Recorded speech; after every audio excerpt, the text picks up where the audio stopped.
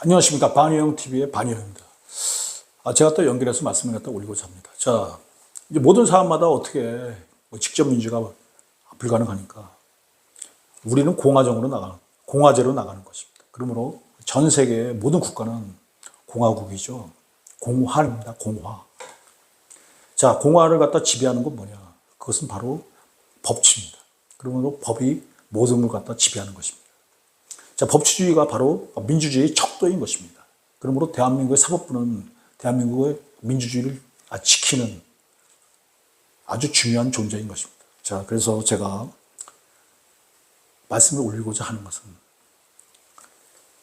너무나 힘들어요. 왜냐하면 대한민국의 절대 악이 뭐냐면 집안의 대가 끊기면 집안이 망하듯이 사람이 태어나지 않으면 수요가 줄고 수요가 줄게 되면 소비를 안 해요. 소비를 안 하게 되면 자본주의 시대에 그것은 완전히 반하는 것입니다. 자, 제가 이런 말씀을 한 가지 올리고자 합니다. 무슨 얘기인가 하니,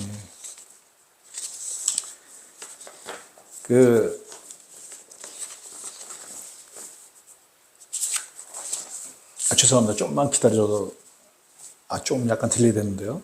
자, 이런 말씀을 갖다 올리고자 합니다. 탐사기의 스트레이트라는 그런 프로가 있는데요. 거기서 그 제목이 이것입니다. 모두가 가난해졌다라는 것을 갖다 하면서 이런 표현을 갖다가 썼습니다.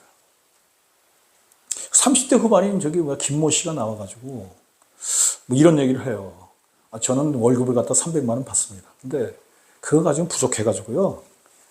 퇴근 후 5시간 정도 대리운전을 합니다. 그리고 일요일 날에 나가서 좀 대리운전을 해요. 그래서 200만 원 정도를 갖다 벌어서, 그래서 월급이 300만 원이고요. 거기에 200만 원 갖다가 플러스 시켜갖고 500만 원을 번다. 이런 이유를 갖다 얘기를 하는데, 탐사계의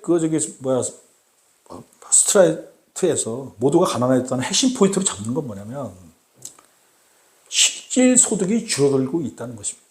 즉, 실질 소득이 줄어들고 있다는 건 무엇이냐? 그것을 바로 제가 이런 말씀을 갖다 드리고자 합니다. 자, 그 프로에서 나온 그대로의 내용입니다. 미국, 이탈리아, 그다음 네덜란드, 스웨덴은 물가가 올라도 실질 임금이 오르기 때문에 별 문제가 없다. 그러나 두 나라를 갖다가 콕 집어서 얘기를 합니다. 한국, 일본은 물가가 오르게 되면 실질 임금이 감소한다는 것입니다. 자, 한국은 합계 출산율이 0.65죠. 근데 일본은 합계 출산율이 1.3 정도를 갖다 유지하고 있습니다. 그럼에도 불구하고 이런 차이가 일어나는 이유가 뭡니까? 미국은요, 인구가 매년 300만에서 500만 정도 증가한다고 제가 말씀드렸고요. 이탈리아도 합계 출산율이 0.7은 그 정도 됩니다. 그리고 네덜란드, 스웨덴도 그 정도를 유지하고 있는 상황입니다. 그러니까 물가가 오르면 실질 임금도 올려야 되는데, 근데 여기서 무슨 일이 벌어지냐? 우리나라처럼, 일본처럼 인구가 줄어드는 국가에서는 소비가 안 돼요. 소비가 안 되다 보면은 무슨 일이 벌어집니까? 기업에서 임금을 올려줄 수가 없어요. 제가 이런 말씀을 갖다가 인구하고 바로 연결시키는 것입니다. 그러니까 우리한테 직접적인 영향을 주는 것이 바로 인구 문제인 것입니다. 제가 그 후에 또 이제 그런 말씀을 갖다 계속 드리겠지만, 모든 근원은 대한민국에서 일어나는, 예를 들어서 지금 부동산 문제도 좀 약간 심각하죠. 부동산 문제가 심각한 이유가 뭡니까?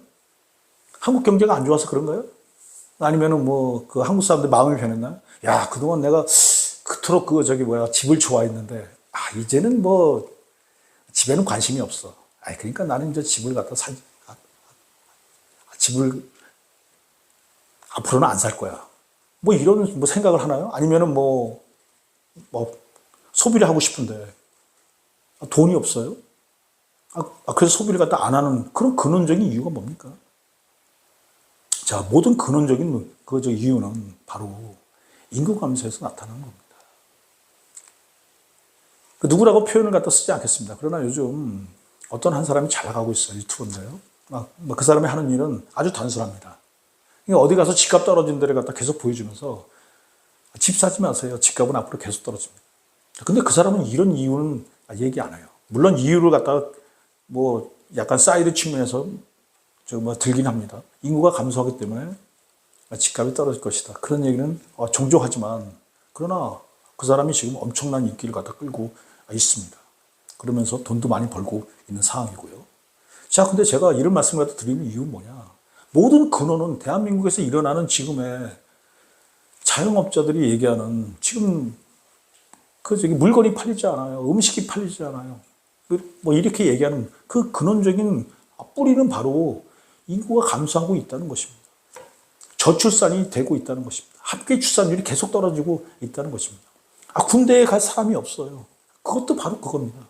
대한민국 경제, 안보, 사회, 문화를 갖다가 모든 것을 갖다가 좌우하는 것은 단 한 가지입니다. 한국인입니다. 한국인이 증가하느냐, 한국인이 유지되느냐, 한국인이 감소하느냐에 따라서 대한민국의 정치, 경제, 사회, 문화는 모든 것이 결정될 것입니다.